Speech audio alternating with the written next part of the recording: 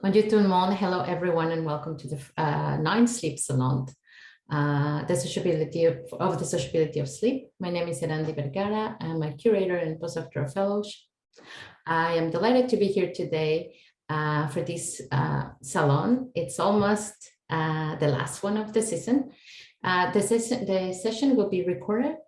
Feel free to turn on your computer, and when we post it on the website, we'll make sure it has captions. I'm going to begin with a long acknowledgement. The Sociability of Sleep project is physically located in Tega, Montreal, and is situated on the traditional and unceded territory of the Kanayaka. We recognize with gratitude that they are the traditional custodians of the land and waters on which we meet, live, and rest. Tochiaki has long served as a site of meeting and exchange amongst First Nations, including the Kanayakaka of the Hanesane Confederacy, the Huron-Wendat, the Abenaki, and Anishinaabe peoples. I would also like to share an acknowledgement developed by the Feminist Media Studio at Concordia University for our pandemic forms of assembly. While Zoom, a company that has exploded in value during the pandemic, is the technical custodian of the platforms on which we gather. These make us no less occupants of the multiple territories on which they are physically located. Zoom's headquarters are located on Muwenka Ohlone territory. The Ohlone have historically understood about sustainability, about communal societies, about giving gifts to those who pass by, and about sharing space. Their horizontal organization might inspire different emergent models of peer-to-peer networking in the pandemic that we're enacting here in Zoom. We see Zoom as a platform which connects us and which alienate us from the aims of reinstitution, justice, and reparation. So I'd also like to acknowledge that the Sociability of Sleep is supported by funding from the Government of Canada, New Frontiers in Research Fund. It is in our website, you can sign up for our newsletter and find out more about upcoming events, such as future sleep salons and the upcoming launch of the artist residencies. Please reach out if you have any questions. And so we're here today. Thank you for taking the time to be here. During the salon, please feel free to post your questions on the chat. We also have a Q&A at the end. So this is a way if you want to speak to the speakers and ask directly, but you can also use the chat. Today's conversation will take place in English, but feel free to ask any questions in French or Spanish, and I'd be happy to translate. So I'll now turn to our speakers. I introduce them. They will speak for 20 to 25 minutes each, and then we'll have questions for time for questions at the end. So I'm going to start with Tega Brain. She's an Australian-born artist and environmental engineer whose work examines issues of ecology, data systems, and infrastructure. Sam Lavigne is an artist and educator whose work deals with data, surveillance, COPS, natural language processing, and automation. Tega and Sam work examine the shifts in behaviors, desires, language, and economics catalyzed by computational systems and the internet. In their collaborations, they have simulated international organizations, run a real dating service in New York City, and shared the entire Enron email archive with online audiences. Recent works include the New York apartment commissioned by the Whitney Museum, Get Well Soon apartment, Get Well Soon commissioned by the Kronos Art Center, and The Good Life commissioned by Rhizome and Smell Dating. Tega and Sam, you're on. Thank you so much for being here today. Thank you so much for having us. Hi. Okay, so we're going to do a collaborative talk today. So I'm going to start by sharing my screen, and then halfway over, we're going to switch over because we're going to share a number of projects with you today. So I'll just set that up.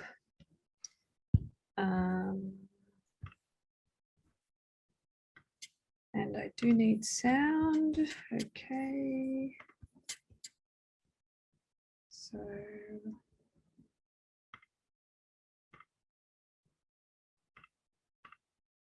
Okay, I hope you can see my slide.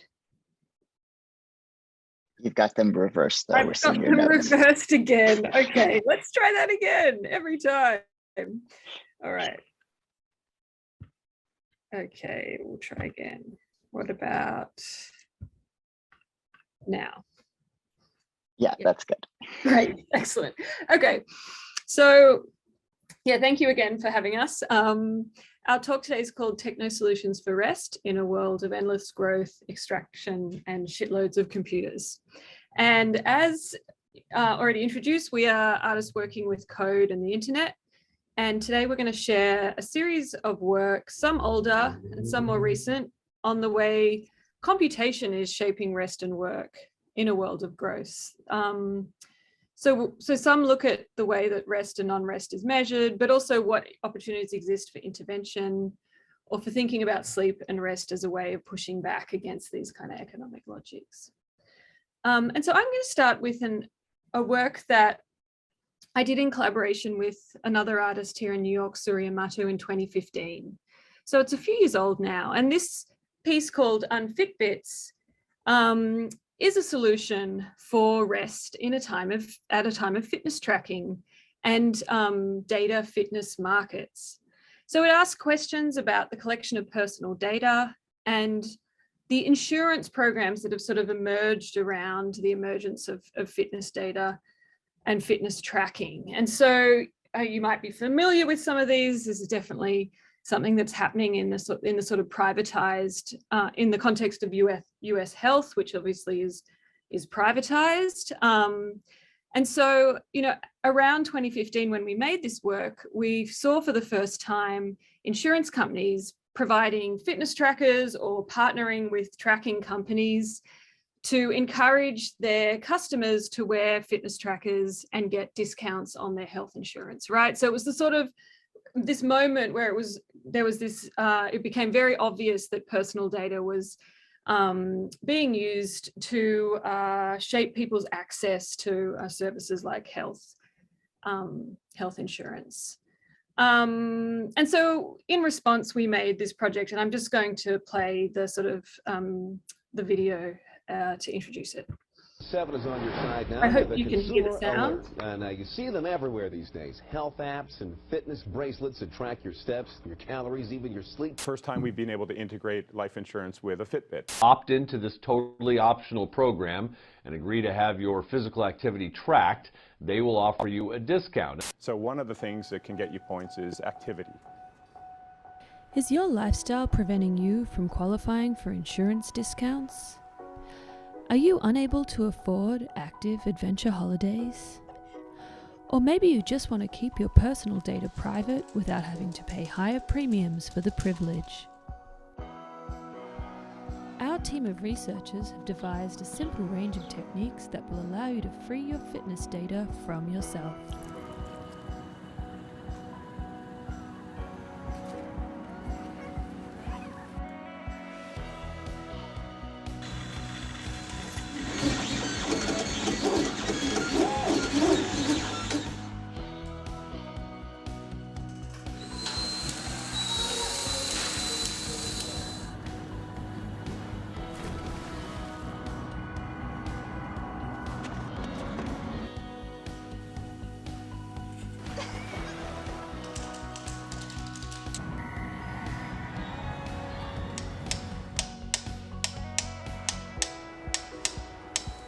Free your fitness. Free yourself. Free your fitness from yourself.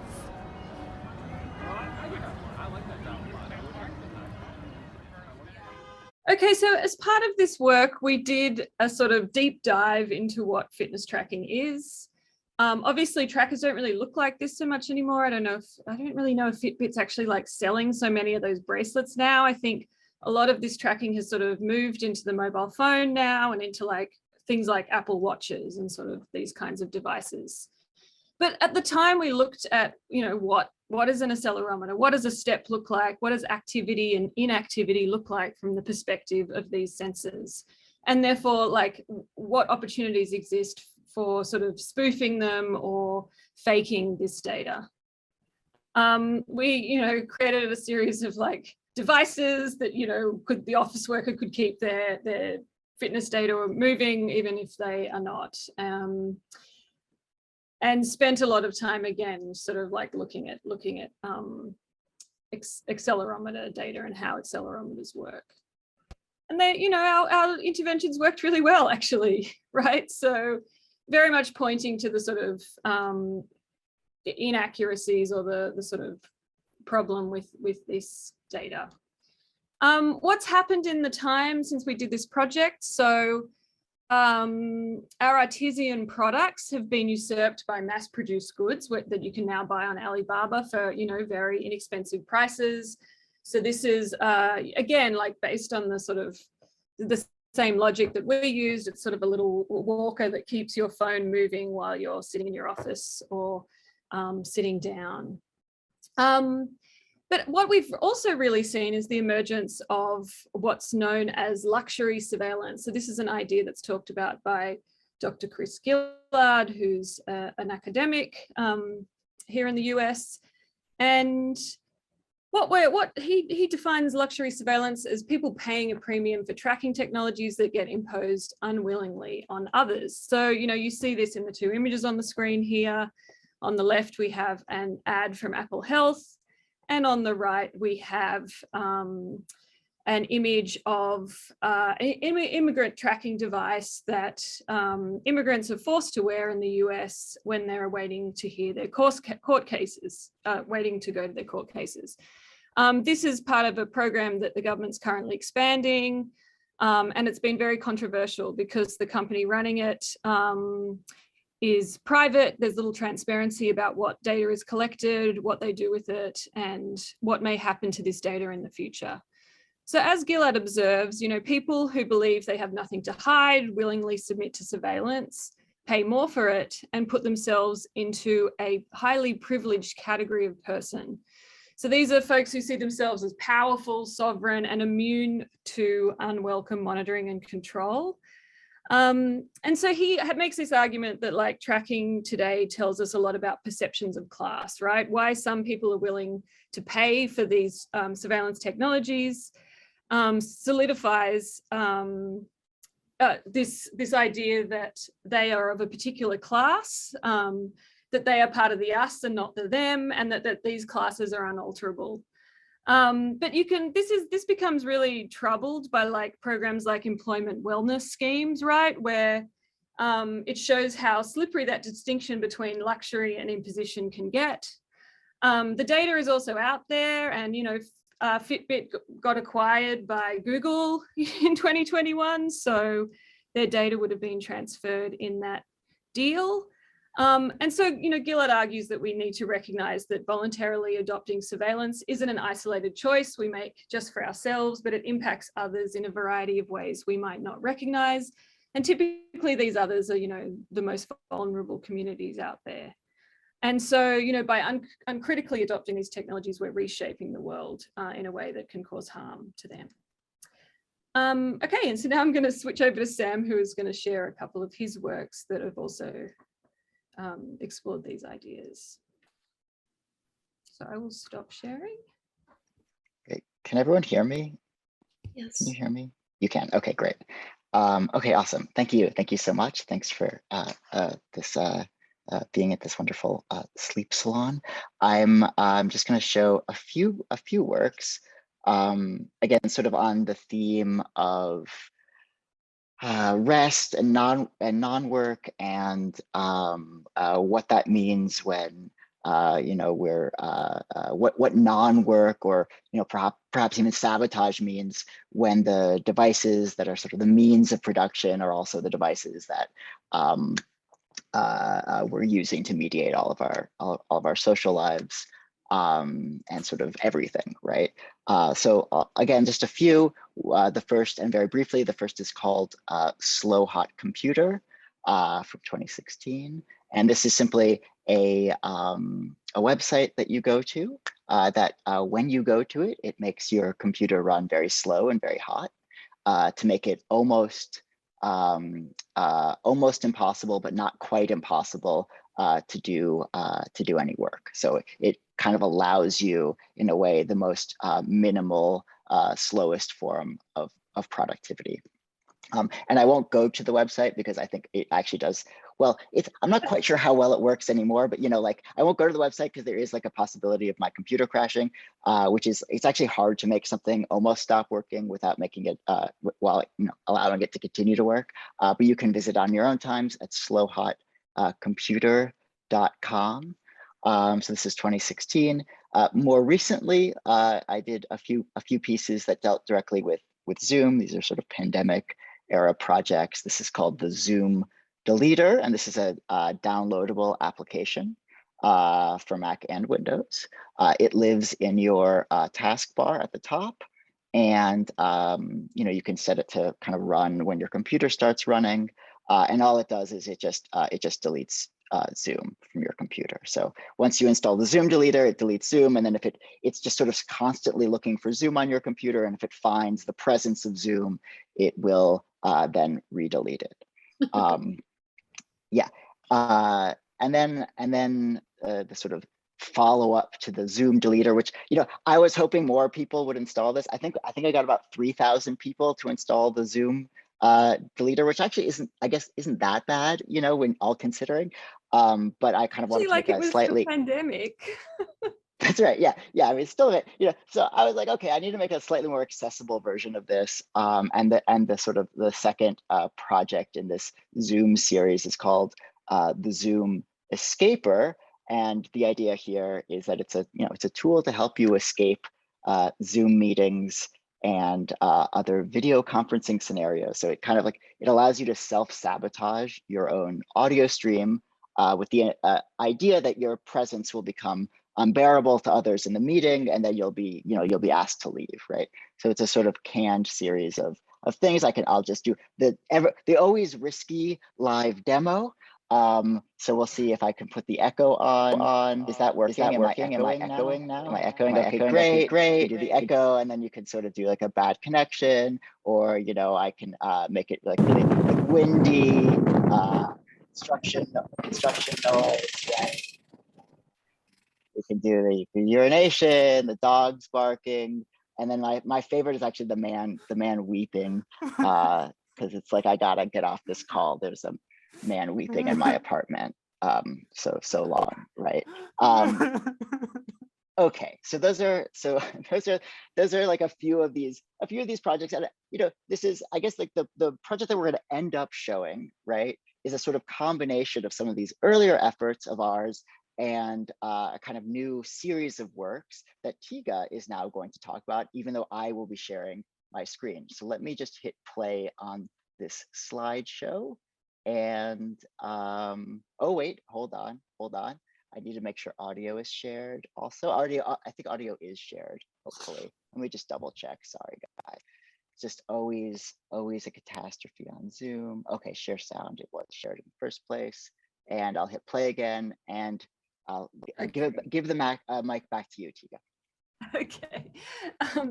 So from these sort of earlier experiments that we were both kind of independently doing, our more recent collaborations have addressed issues around the climate crisis, and specifically looking at the discourse that's emerging around geoengineering. And so when you hear the word geoengineering, images like the one on screen might spring to mind, these kind of like big, impressive, technological, hypothetical, by the way, interventions in Earth's atmosphere and Earth's climate. So if we go next slide, do a quick zoom in, we see things like industrial scrubbers, artificial trees, these sort of like tech solutions, and this idea of geoengineering is this means that we can act on the world and kind of control, hopefully or potentially control the carbon cycle. I do emphasize these are hypothetical, none of these exist at scale yet, which is very concerning. But we also invite you to think what's missing from these images. So There are no, I don't see any people here. They suggest that somehow, human social life and culture is outside of what is called the environment, or outside of like discourses of engineering. We don't see like indications of emissions reduction, right, or behavior change, or how we got to this stage of climate breakdown. We see a story of like science rather than a story of politics, and negligence and deception and corruption and all the things that have produced the climate crisis. And so the next couple of works we'll just quickly run over is an attempt to look at geoengineering from a more expanded perspective. So the two initiatives I'm going to share today are attempts to investigate this question and frame this climate crisis not solely as a scientific challenge, but as a sociological or economic challenge. Okay, so we can jump over to the next couple of slides, and next one too. Sorry, I'm being bad at this. And so in many ways, like the traditional or conventional idea of geoengineering is to maintain the status quo, right? To ensure that power relations, wealth relations, class relations remain as they are, and to ensure that production continues to grow. And this is sort of the idea behind net zero, where we figure out sequestration so that, the fossil fuel industry can continue. So the first piece in our series addresses geoengineering from the perspective of the media. It is called Synthetic Messenger, and it's really probing how automated systems have reshaped the media landscape. So there's obviously been a lot written on how, algorithmic systems are shaping what we see online and some of the political effects of this. And so this project takes the form of a botnet that goes out on the internet and searches for news articles that have the phrase climate change in them, so climate coverage, and then it goes and clicks on all the ads that are running alongside those stories in an attempt to inflate their value and also amplify and aggregate, improve how these stories are aggregated across the internet, so basically draw more attention to them. This was a project we also did in 2021, so the version of it we'll quickly share now is online, and so you can show that now, Sam. And this is what it looked like. The bots sort of did their work, and we animated them in the context of a Zoom call, which is what you're seeing a recording of here. Scroll, click.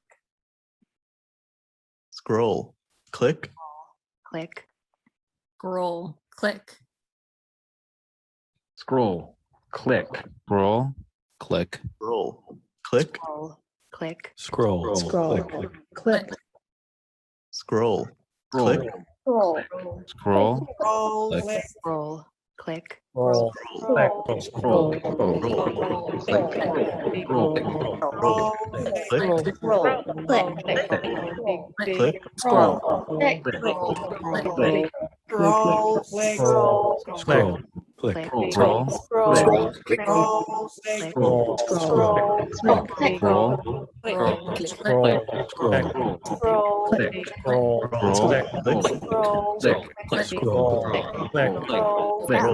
Scroll, click. Scroll.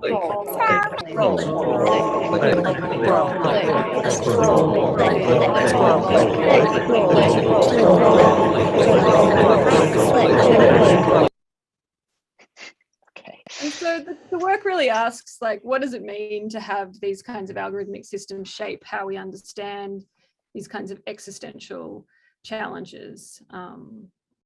And now, Sam, over to you for the sleep study, which explores similar themes, but from the perspective of sleep and rest.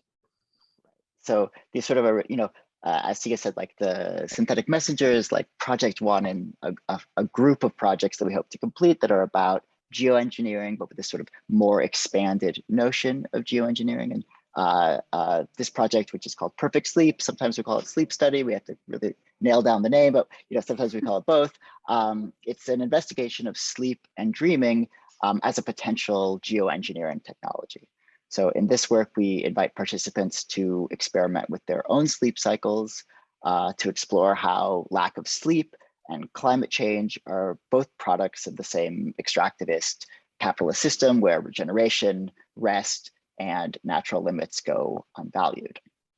The work is realized in two parts.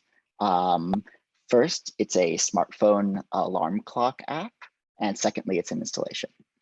The app is available on the Apple App Store. It's called the Perfect Sleep app, and it allows users to adjust their sleep schedule.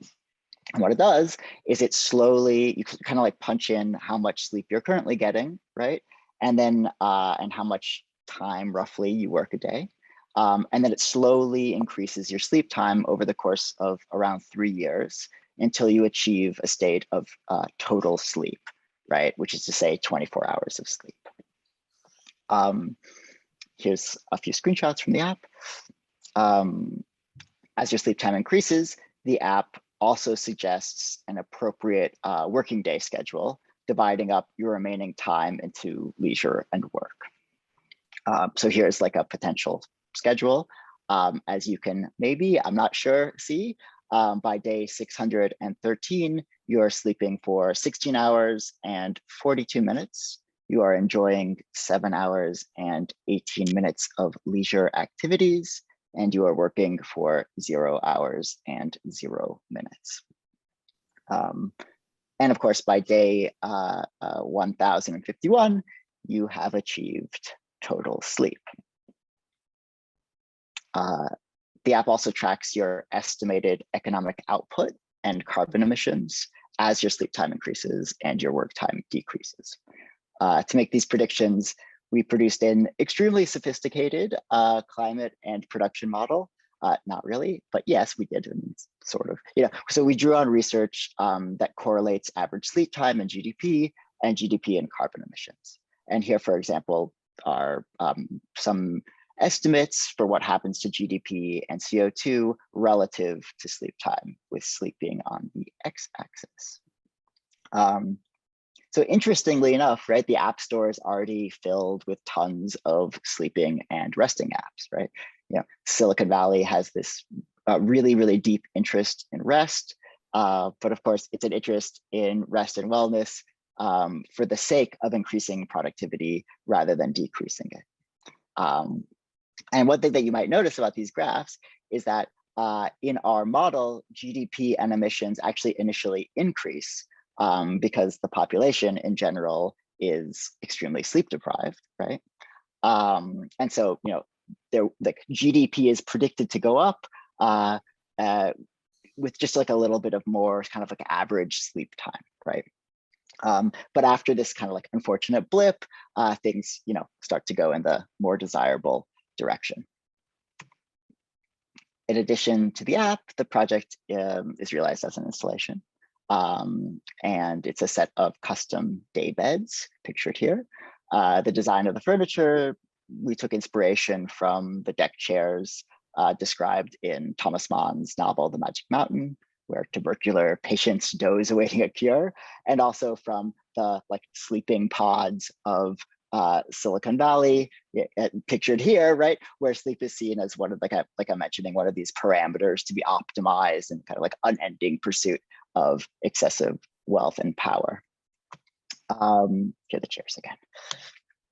So to assist users in falling asleep, we also commissioned a series of dream incubation texts from just some of our favorite writers and thinkers. So these are Simone Brown, Johanna Hedva, Holly Jean Buck, and Sophie Lewis. And these texts invite sleepers to dedicate their dream spaces. Like, what do you do with your extra sleep time, right? So it's like dedicate your dream space to envisioning a world, beyond our own. We set these to music, written by composer Luisa Pereira. And I'll just play you a short 2-minute excerpt from Sophie Lewis's text. Sophie Lewis is a writer who deals with questions of surrogacy and life outside the nuclear family. And this text is called A City Without Kitchens.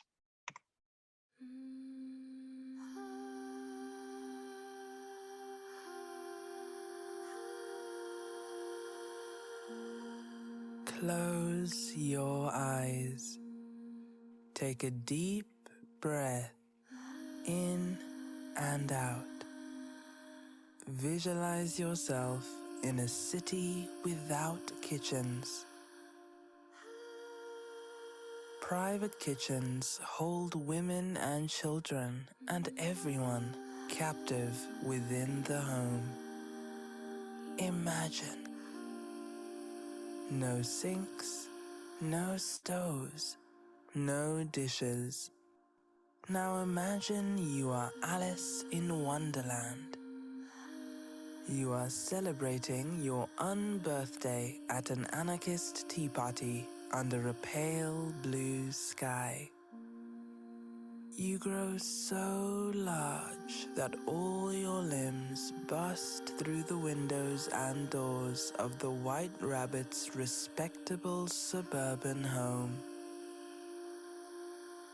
You shrink so small that you are swept up in a tide of your own teardrops. You are able to swim through a keyhole to freedom. You see a duchess sitting nearby, breastfeeding.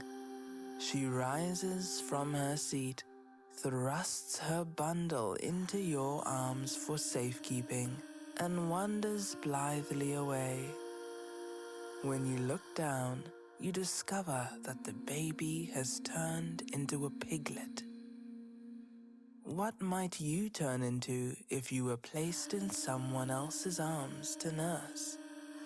What if you were placed in everybody's arms at the same time as everybody was placed in yours?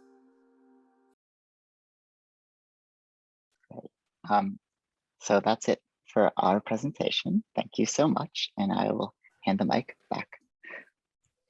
Thank you so much, Sam. I love your work, and it was so fun. Like also see how you bring in questions of rest, but with humor. I love the humor. So thank you for that. So next is pillow culture. So we have two guest speakers as Richard Sommer. He's a professor of architecture and urbanism and director of the Global Cities Initiative of the Daniels Faculty at the University of Toronto. And co-founder Natalie Fizer holds architecture degrees from Cooper Union and Princeton University. She's an assistant professor of architecture at Parsons, the New School for Design. And Pillow Culture is a research-based design studio dedicated to the development of innovative pillows using current material technologies related to human comfort, beauty, and well-being. In their ongoing collaborations with artists, scientists, and cultural historians, Pillow Culture investigates the research and development of new pillow prototypes that broaden everyday attitudes toward the pillow. To date, Pillow Culture has constructed, exhibited, and collaborated on pillows that include a set of giant upholstered boulders, a 20-foot day glow pink inflatable, an elaborate sex cushion for postmenopausal women, and a public soft bench for the city of Boston. They will talk to us today about a project they did at the University of Toronto, I believe. So thank you so much, Richard and Natalie.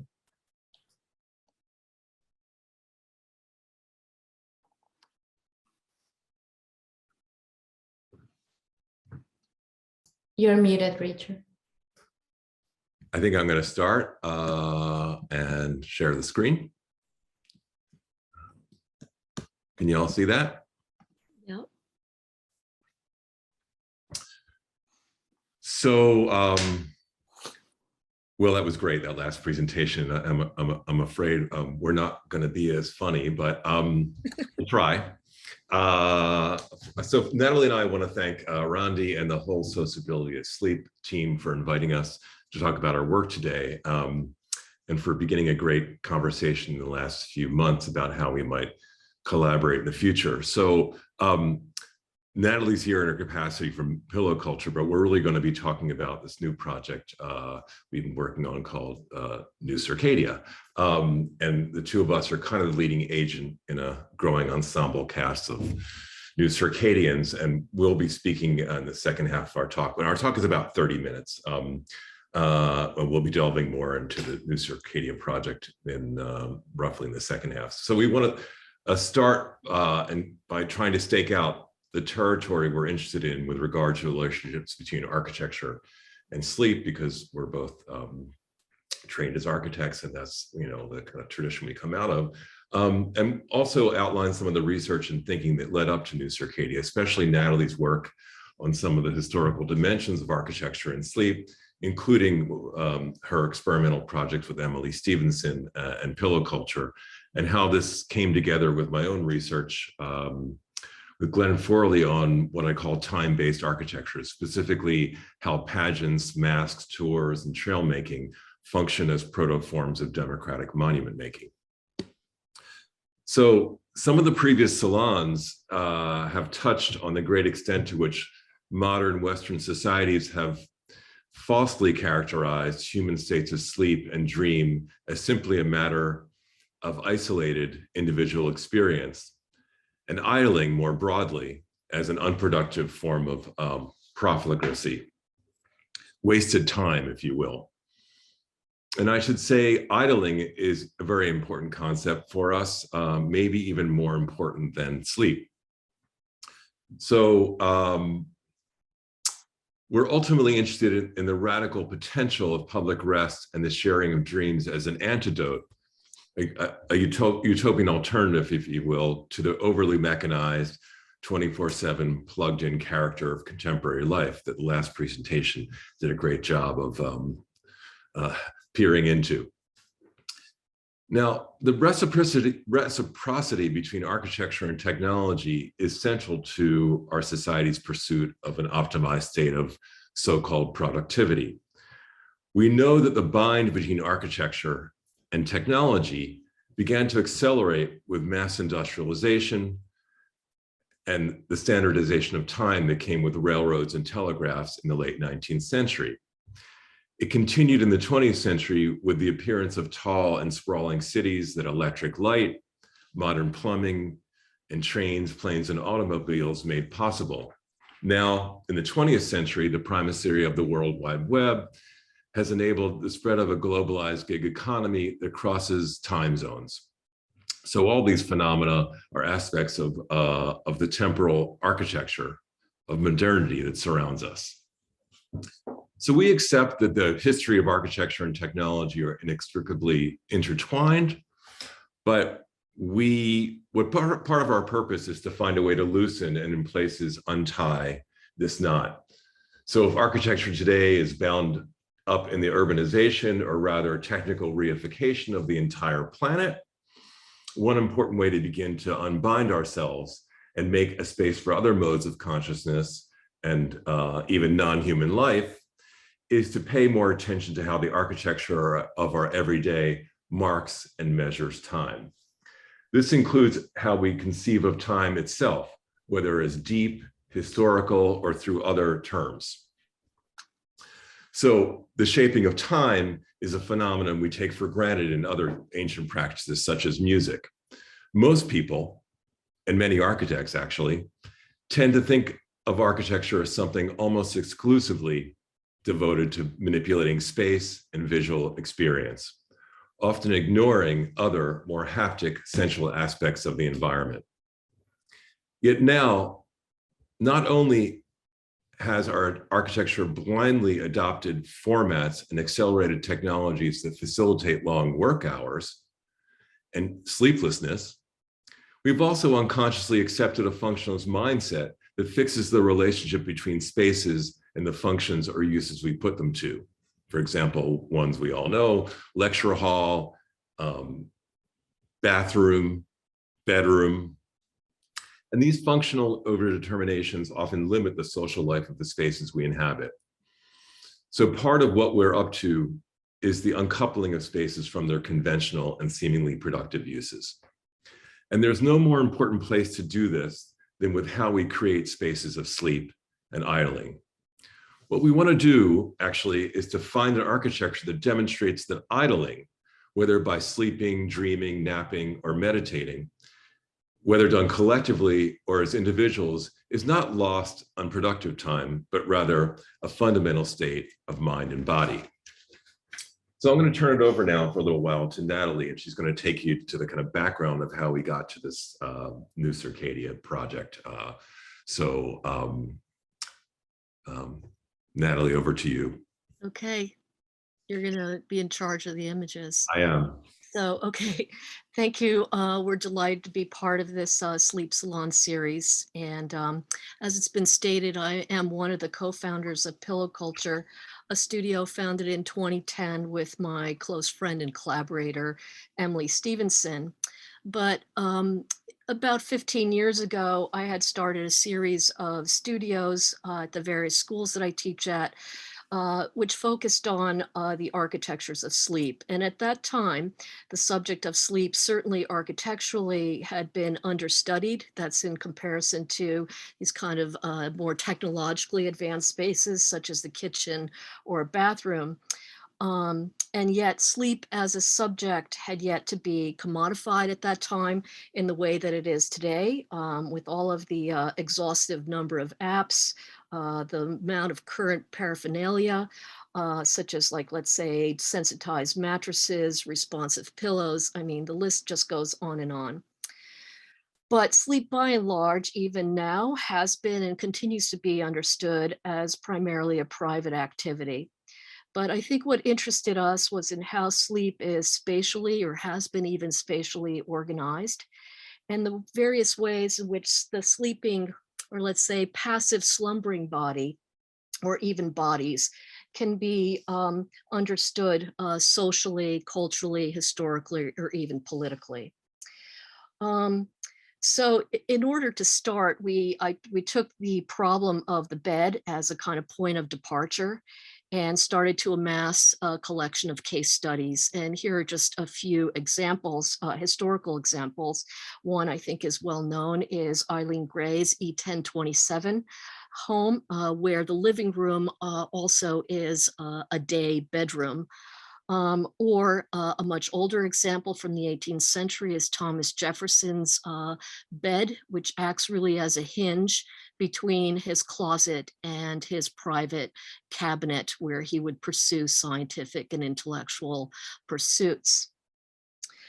Perhaps less well-known examples are the one on our left is Leonard Corning. He was an early American neurologist, and I guess in the 1890s, he develops an idea and proposes this early laboratory of sleep, where he incorporates projected images, sound, and even scent to simulate the dreaming subject. I think on our right, something that we are probably all more familiar with is an image from Stanley Kubrick's film 2001: A Space Odyssey, which is the sleeping chambers for the astronauts, known as the hibernaculums. But to really, I think, to begin to understand the architecture of collective sleep, one could begin to look at probably more ancient examples. And in this case, the ancient Greek Asclepians, temples that were dedicated to the god Asclepius, and they were essentially proto-hospitals. And they existed throughout the Mediterranean world. They range in date from the 5th century BCE and existed until approximately the 2nd century ACE. And in this slide, you can see three of the most archaeologically complete Asclepian temples. But what interested us in all of these really with the Asclepian temples was that they were in fact apparently democratic in nature. Everybody in the Greek society could attend them and had access to them, with the exception of the terminally ill or pregnant females who would commonly die in childbirth. So in other words, you didn't go there to die. Instead, you went there to be healed through dream incubation. So the visitor, or the patient, if you will, after a series of ritualized cleansing processes, in fact, even in some cases, ingesting mild hallucinogens, prepared themselves for the abaton, which was the site and space of collective dream incubation. And in that state, when the subjects or patients would then essentially be visited in their dream state by the god Asclepius, who would then hopefully provide them with the cure to their ailment. These were essentially, I guess, dormitories for dreaming. And the Asclepian can be understood as a precursor to the cloister. Next slide, Richard. And in fact, they became models for later secular institutions such as the hospital, the library, and the dormitory. In fact, the next slide, Richard. In fact, I think a well-known example is Alvar Aalto's MIT Baker House dormitory, where I think in particular, it exemplifies really an industrial manifestation of the cloister model.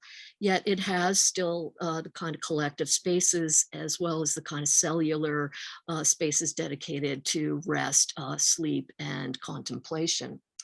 But I think a primary example for us has been really, was a proposal by the Russian constructivist architect Konstantin Melnikov, who proposes really a utopian city called the Green City. And workers in this idealized city would venture after work to the periphery of this circular town or city and then would sleep in collective dormitories, which he referred to as laboratories or sonatas of sleep. There were no pillows on their beds, yet at the end of each of these basically sleeping bars was an engineer who would pipe in sound and smells in order to lull the sleepers into a kind of collective dream state. And this project has served in many instances for quite a number of studios that I've done. I'll just show you a few proposals done by students where in this case I had asked them to design or develop new dormitory prototypes and in tandem also look at and rethink collectivity relative to the dorm. This one was done at University of Toronto. As you can see, this is another one by at University of Toronto. You could go to the next slide, Richard, it's okay. Where this proposal, the student actually thought about sleepers going into basically a bubble, and depending on their mental state, the bubble would float up through, next slide, Richard, a kind of geologic, if you will, kind of tower of landscapes. This is one image from an incredible project done by a team of students of mine here at Parsons, who essentially took the East Village underground and proposed really a series of connected spaces in order to, I guess, produce a contemporary and modern Asclepian. But I think that the kind of emblematic artifact that came out of a lot of this work and research, both independent and with students, was really an interest in the pillow. And really, to put it more simply, what interested us was really in the cushion of public life. So we weren't just interested in innovative pillows that utilize a variety of material technologies, but also in the culture and history of the pillow, not only as it strictly pertains to human comfort, but as instruments that participate in a broad range of human activities. Every society has developed a pillow that is emblematic of its culture. For example, the Chinese have produced beautiful pillows that are, this one is made out of porcelain, or diverse African cultures have produced basically these beautiful, incredible wooden headrests. And another example, I think, is a Korean body pillow. But I think what all three of these examples begin to suggest is that there are definitely varying notions of comfort. And certainly their material disposition begins to implicate the geography in which these things occur, but also the different kind of climates and temperatures that one encounters. The pillow is also offered critical material for a number of artists. Certainly, probably most well known is Andy Warhol's Mylar pillows. But the pillow has also been the object of sustained effort at improvement and invention, and the US Patent Office submissions clearly document this attempt to improve the pillow. But I think one of the things that's interesting is that when you look at these patents chronologically, they serve to index social movements and developments in material science that also highlight a broad scope of cultural concerns. But in pillow culture's ongoing collaborations with various designers and people from different disciplines, we've been interested in broadening the idea of what constitutes a pillow and developing new pillow prototypes.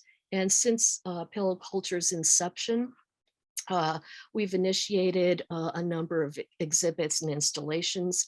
And in this case, the next series of slides is an installation where we solicited artists to respond to a number of US pillow patents. We also worked on, and this was an indoor and outdoor installation.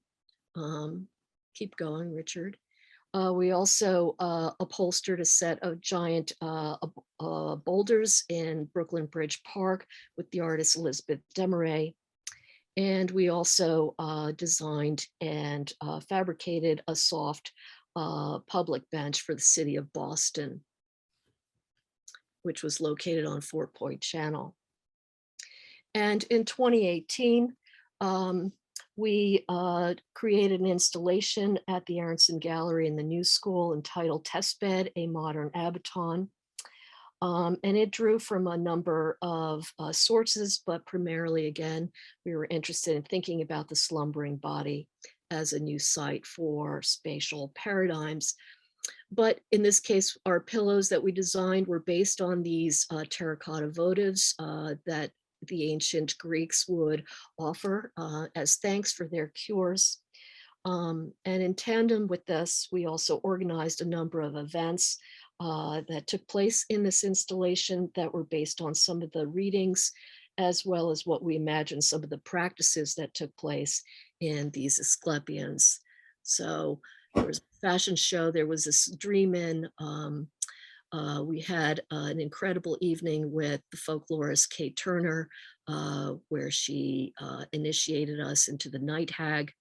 And that installation also closed with a pillow procession.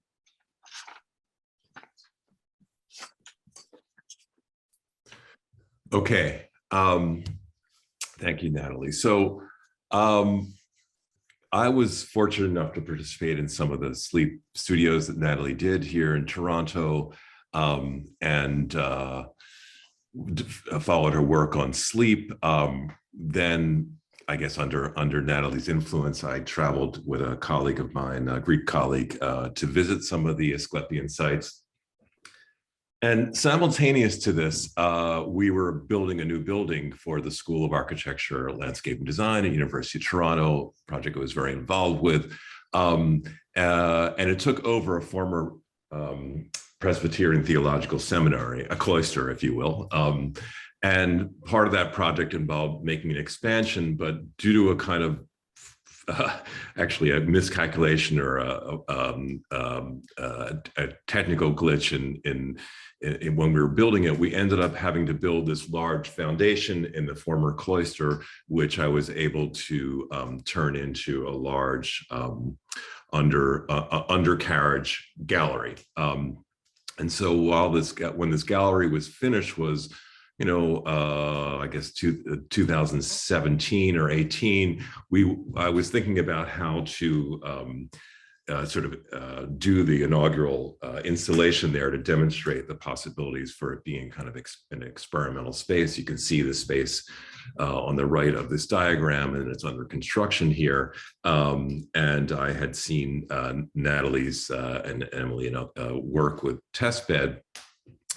And so we started talking about how to kind of expand on what they were doing there and incorporate even more haptic and sensual aspects to the project.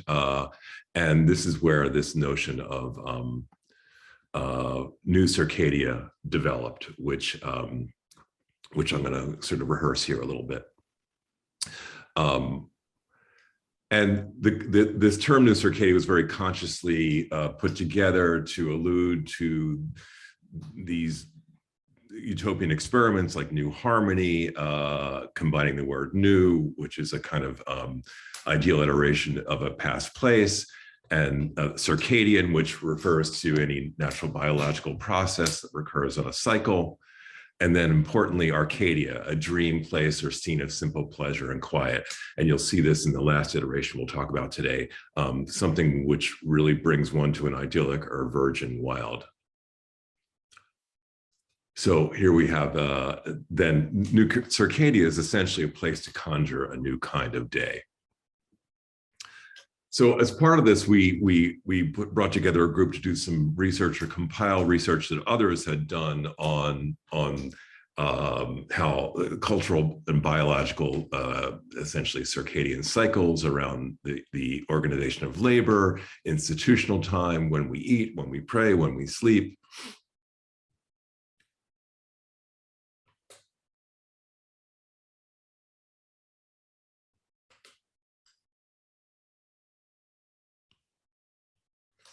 In particular, how sleep fits into all of this. We know in changing history and modern period, there's biphasic and then previously triphasic sleep, but then there are all these experimental protocols around sleeping.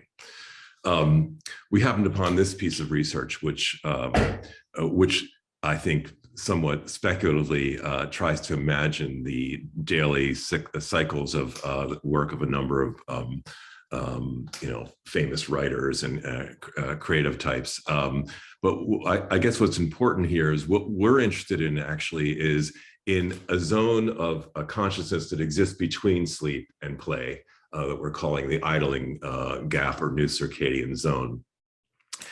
In this research is particularly interesting that they describe the sort of life of these famous figures, vigorous walks through the countryside, then something called gap time, and then more particularly, we really like this one from Charles Darwin that points out a very complex daily schedule where he lies awake in bed and solves problems before he goes to bed.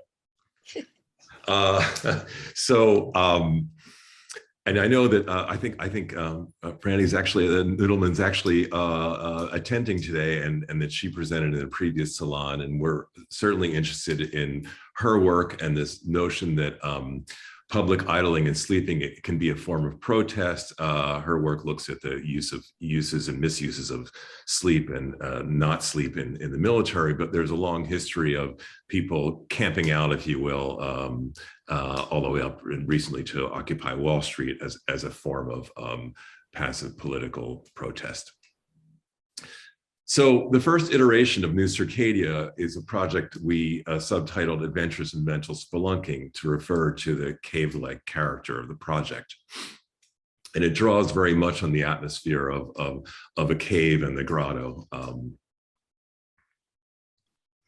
And even things like phantasmagoria that use all sorts of technologies and light and sound and smoke and smell to engage people's senses.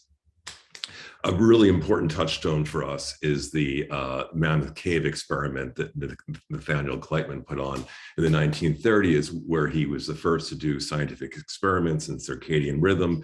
This was actually a very famous event, but it was a failure as a piece of research. But Gleitman actually went on to live to be almost 100 and to do seminal research on sleep and establishing that dreams, for example, go on much longer and have a much more complex relationship to our sleep than was previously known. So, but we like the fact that he brought his graduate students into a cave. This brings us to a lot of work that has been an influence from the 1960s, and I'll come back to this in a minute. In particular, the work of USCO and an installation they did of a series of psychedelic immersive rooms and an exhibition called Down by the Riverside in 1966, in particular, their tie-dye cave. So Adventures in Mental Spelunking was installed in this subterranean gallery, and you see a drawing of that on the left with all of the apparatus and Pillow Culture's redeveloped spelunking gear, their soft tools, now set in a much more elaborate and immersive environment, enveloped in a kind of a full environment of folded felt. Which you see on the right. These are the elements, these kind of movable, occupiable sleeping elements, purposely not flat, kind of cloud-like baffle that had a system of white noise installed in it, and the pieces on the floor actually have a soundscape as well that responded to the activity and who and how people were occupying it. So this is a little sort of tour. The didactic piece was upstairs. You come down into the subterranean area, and then there was a kind of a new light system in this changing area where the time never changed. It was almost akin to a kind of a changing area in a ski resort where people took off their shoes and their coats, donned spelunking gear, and felt or went barefoot. Here they're getting the gear. There you see that area. You're coming through the kind of fold, if you will, into the cave on the right, the felt proscenium. And if you can see this on your screens, this is actually the kind of level of light. So while I actually lightened these other photographs, the kind of experience was meant to minimize the kind of visual impact and heighten other senses like sound and smell and touch in this space, and lull people into a state of a dreaming state of idling. These are some photographs from some of the larger, more crowded events when we would reconfigure the pillows and the landscape of sleeping lounges.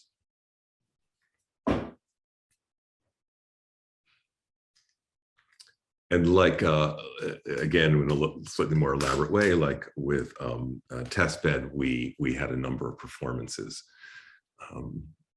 take place. This is a little bit interrupted because this is supposed to go from November until the equinox in the summer, but sometime it was March 2020. Well, you know what happened, and we had to shut this thing down. But here's the Dream Parliament by Matthew Spellberg that I'm going to speak about in a moment, who's now our collaborator. Finally, my colleague Petros Babasikas developed a website and a kind of a dream recording station in the mezzanine of this project where people would go and record their dreams. And then there was a station you see to your left where people would go and listen. And this was then all compiled on a website, which we were going to revisit in the next iteration of this project. So this project was about this iteration was really about the creation of this kind of archetypical cave. The next iteration really looks to the landscape and to the forest as the kind of setting. So much more than the work we've shown up to now, Camp New Circadia, which is the new iteration, is being conceived to explore the relationship between dreaming and democracy. Our collaborator, Matthew Spellberg, has developed a program he calls the Dream Parliament. And after participating in one and then holding one in the mental spelunking version of New Circadia, we were struck by the need to design a more engaging atmosphere to help initiate what Matthew thinks of as a democracy of dreams and an infrastructure to record and share dreams over time. Matthew has recently written that because the word dream,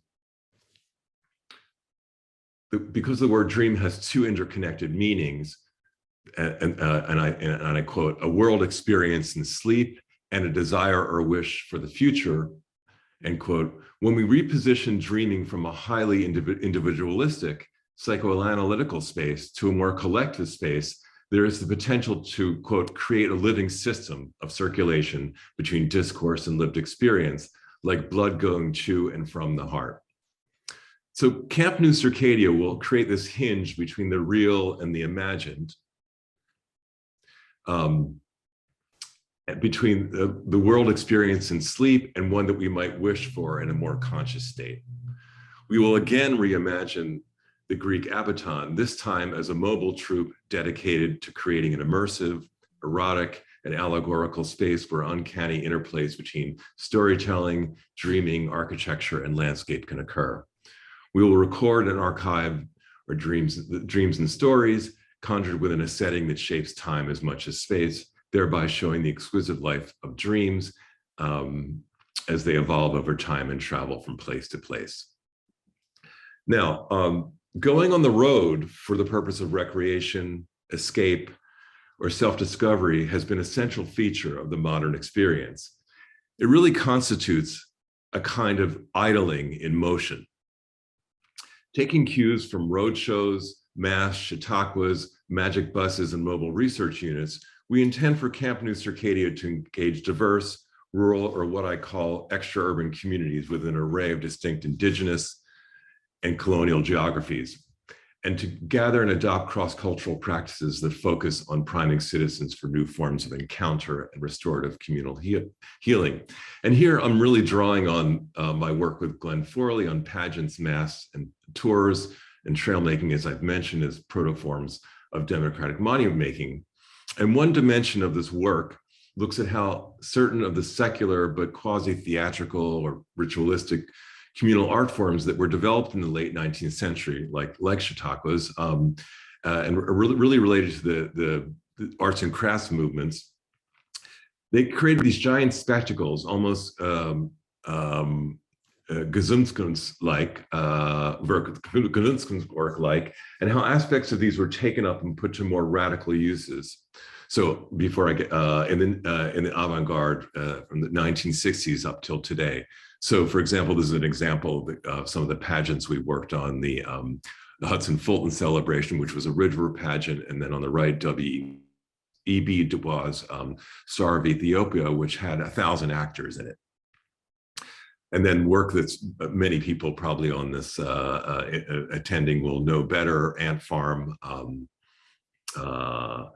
Italian architects who took the house literally tried to take the house on the road.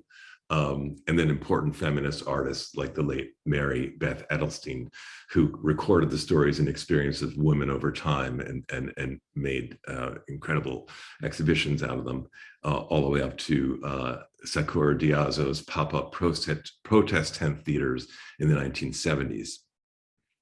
So to take this on, we sort of looked into the history of nomadic architecture and the tent with a group of research assistants over the last year or so. And we have been then designing, trying to design with, our immediate design problem has been how to create a light traveling infrastructure of tents, small shelters, and pillow culture inspired soft tools that can take differing shapes and configurations depending on both the changing sites, climate, and weather, and the staging needs of the dream parliaments and other kinds of programming. So you see kind of large collective tent and then these individual tents.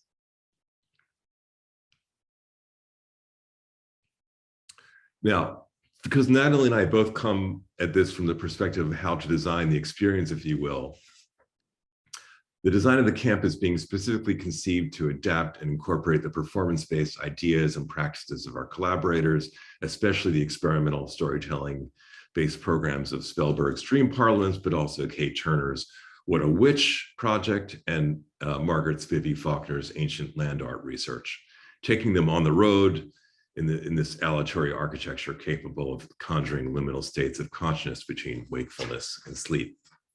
In closing, we want to say that we are quite mindful of the disparaging views of idleness that are associated with the colonialist mindsets and legacies we have inherited, and other race and class-based stereotypes about who and what is and isn't productive. In the wake of these legacies, we want to open new constituencies to the creative potential of collective rest and dream sharing. To this end, we're going to seek out stories from a diverse citizenry and engage in an iterative allegorical process of telling, retelling their stories with the hope that various narratives will evolve over time in response to the atmospheres of the camp.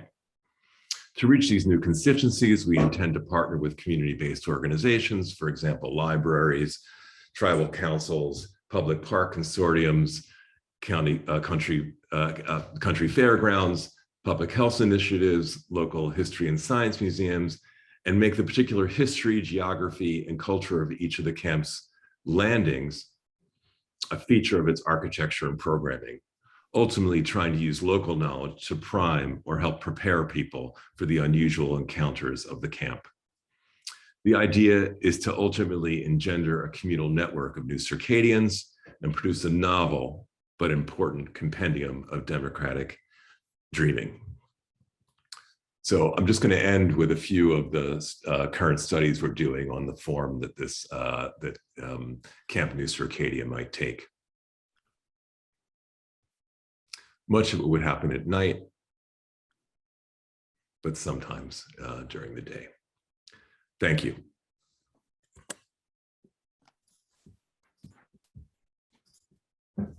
Thank you, Richard. Thank you, Natalie. I'm going to stop. I need to stop sharing, right? Yes. Yes. Okay. Everyone, please feel free to post your questions on the chat, or if you want to post your question right now, that's a good thing.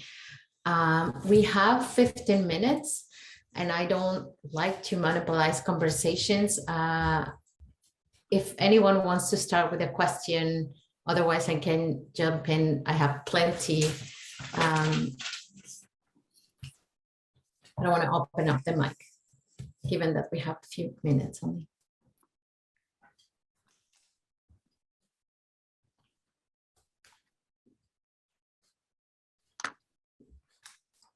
I can start then. Oh, yes. So Sam, first question from Jane. I'm very curious if you created the perfect sleep installation as a reaction to Zoom are changing your dopamine levels through repetitive use, resulting in different sleep patterns. If that is not too personal of a question, of course.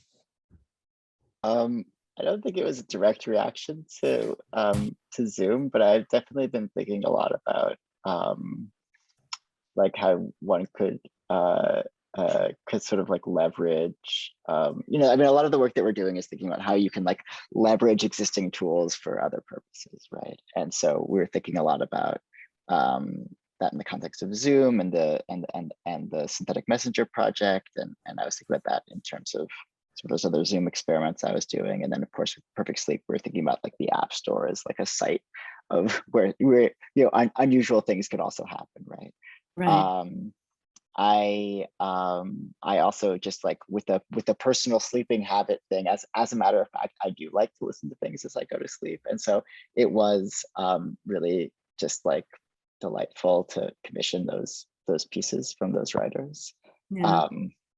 You know, just so it's sort of like it was a really wonderful experience in that sense, where you're like, oh, I want this writer to kind of write me a bedtime story, and they do it, and it's narrated by, you know, that was a wonderful that was like a kind of dream come true, not to be too, you know, punny or whatever. Mm-hmm. Oh, that's great. Well done. Thanks for the answer. I was super curious because I don't get the dopamine hits from likes on social media at all, but I get dopamine hits by avoiding Zooms and getting blocked on Facebook and things like that. Like I kind of block myself on purpose and whatever. So it's like kind of I guess I'm a jerk sometimes, and I just like, and then, I mean, I've been working on sleep for a really long time too. So I was just wondering if the two were related. I'm not calling you a jerk. I'm just saying it's really funny, you know, to make artwork that is avoidance or Yeah, no, I mean, also I kind guess of trying to trick Fitbits and stuff like that. The work you did with the Tega and stuff. Yeah. I think that part of it also is like, and I guess I was sort of getting at this a little bit, but maybe didn't say it all the way outright, is that, when you're thinking about these tools that like sort of interrupt flows, maybe like flows of capital and stuff, and also thinking about, again, like how the machines we're using to do our work, right, are also the machines that we're using to communicate with our loved ones. And and for some people that can be very extreme, like extreme use of these machines to communicate, right? Then sometimes maybe an interruption of a flow of capital or some active sabotage could necessarily also be like an act of self-sabotage, and that's something I've been thinking a lot about. It's very fun. Well, thanks for your answer. Yeah, thank you. Thank you, Jen. There's a question, Sarah. Hi, thank you. I decided not to try to type this because it's still sort of forming in my head. Thank you to both groups of presenters. It was so lively and like a nice pick-me-up at the end of the day for me. So I really enjoyed that. My question is a bit directed towards Richard and Natalie. I really enjoyed sort of hearing the last bit of your project around new circadians and sort of the tents I'm in Cape Breton currently, and it made me think of glamping, which has become a very popular thing. Every time I'm sort of searching around, I see that. So I thought that was sort of interesting. And then I was really interested in this idea of sort of histories, geography, and local knowledges. And I was wondering if you could speak a little bit on how you imagine sort of finding this local knowledge, and how it might sort of depart from this sort of homogenizing thing around sleep, around commercialization, and just how you're thinking of putting that together. That's a great question. We've made a very conscious decision to try and make this thing work, taking it outside of cities and in these kind of landscapes that are sort of liminal landscapes outside of art spaces and the typical institutional spaces. And I think the idea of the project is to start with a few, we thought one of the places we want to start is upstate New York because it has this history, for example, it's called the burnt district of sponsoring all abolitionists and a series of, in a way, experimental or radical movements. But I think you have to, the idea is to start somewhere and to make some local contacts in both figuring out where to situate this thing. And we're not imagining people are going to camp there for like in glamping. They're going to come for an evening or an overnight experience. It's going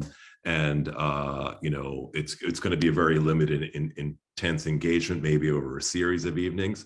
But the larger idea is we go to one place, let's say upstate New York, and we, right now we're thinking mostly about North America, parts of Canada, to go to these places and try and learn something about them and have people tell their stories, and that the kind of traveling troupe will take those stories and those experience with them to the next place, right? It's kind of and that our approach and our understanding about how to do this will evolve through practice in a sense.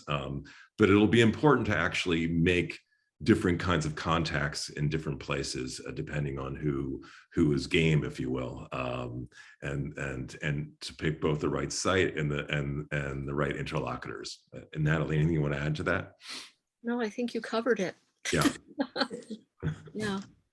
But it's sort of like, I don't think I used this term, and I did say a lot already, but we had this term that like, it's like a play on the exquisite corpse, but it's like an exquisite body, right? It's not, it's alive, right? And it goes from site to site and evolves. Thank you. Thank you, Richard. Are there any other questions from the audience? There's a question in the chat. Chris, yes. Do you want to go ahead, Cressida? You raised your hand also. Yeah, I put the question in the chat. I really appreciated both these presentations. They're just so useful for my thinking and so rich. But one thing that came up for me in slightly different contexts in both of them is the concept of, I'll say it, privacy. I want to say privacy. This is not my natural accent, but privacy. Okay. And it's, you know, I'm a political theorist and a philosopher, right? So for me, it's such a fraught, like it's the context of liberalism. It's so fraught, it's so difficult. But I still think that people feel that their privacy is being violated by the way that the bedroom has become the site of Zoom, for example. I've just finished writing a paper about that. And so I wonder if this is a concept that's useful to any of the presenters, like what's left of it.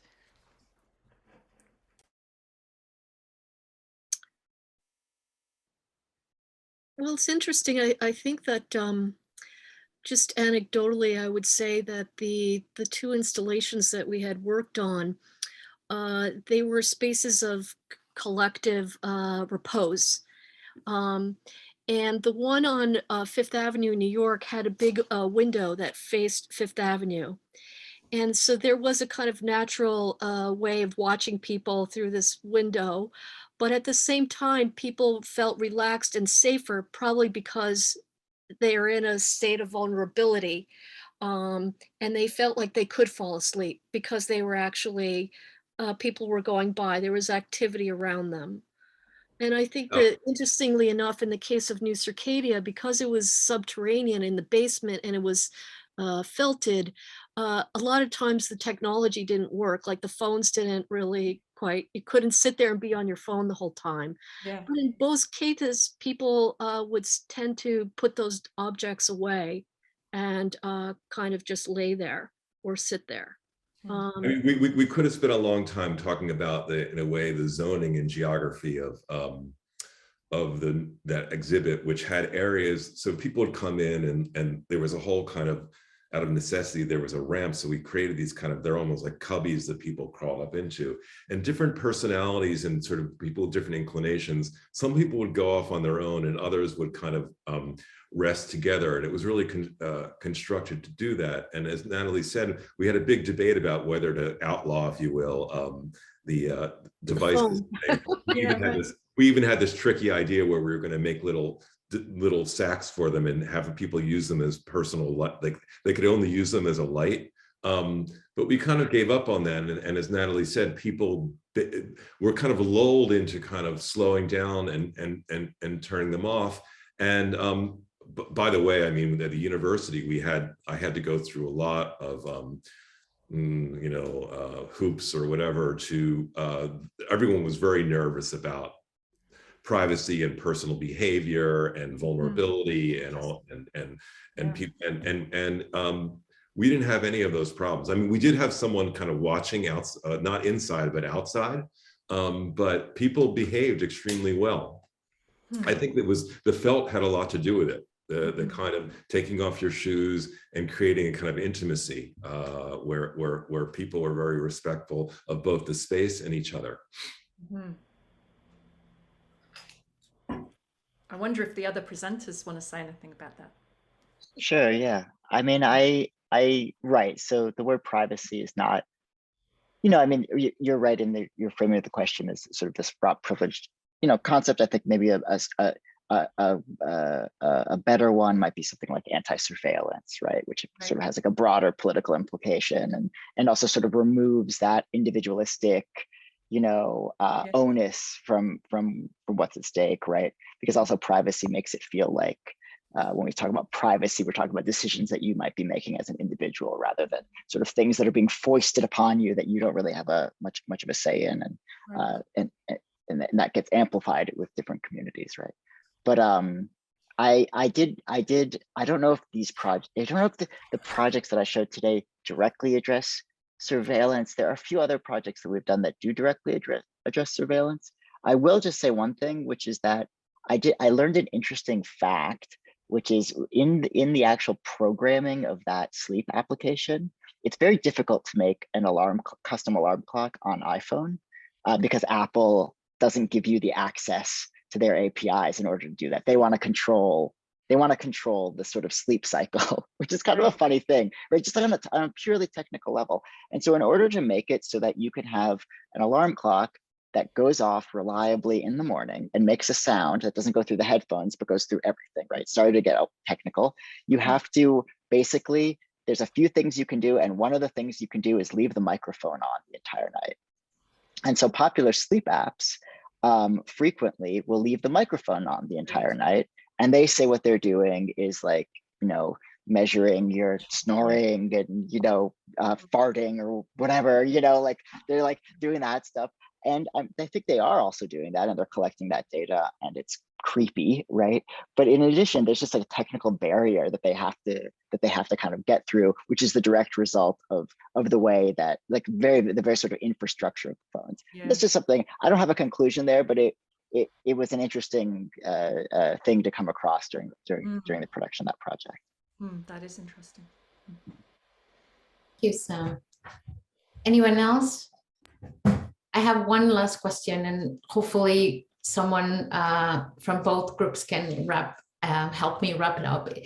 Both of you design different projects, but I'm interested that in both of your projects, there is an experience of, you're exploring the experience of sleep. You're not these were not projects about sleep, but projects that invited rest and sleep. And I want to know what are the stakes of that decision to deal with sleep in itself in these spaces, and how that shape the application and the installation in the case of Sam and Tega, and the installation, the whole experience of these spaces and architecture in the case of New Circadia.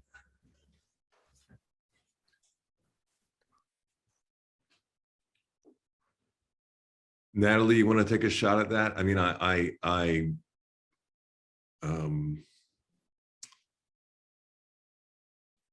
mean, what's interesting is Natalie started by looking at the architecture of sleep with her work, and as she said, with the kind of individual in sleep. And I think as her thinking has evolved and as our collaboration has come together, we're really become much more interested in the potential, the kind of social potential of bringing people together, not exactly to sleep, but in a sense, as I said, playing with time, or playing with these states of consciousness that are between sleep and not sleep, which, in that sense, there is the closest relation between the first presentation and our presentation was that app when, that basically got to a point where people were sleeping all the time. It really is a kind of,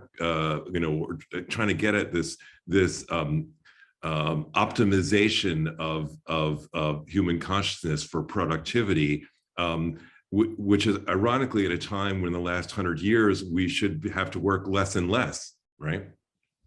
So you have people exhausted and being sleepless at a time under a kind of modern regime, which was supposed to relieve us from work and exhaustion, right? So I think this is why I said we've become more and more interested in idling and talking about how things like, going on the road is like idling in motion. There's many different ways to idle, but all of them are ways of opening up a space of sociability, to use the term of your project, which seems to be undermined by even the attempt to optimize individual sleep. Does that make sense? Thank you. Yeah.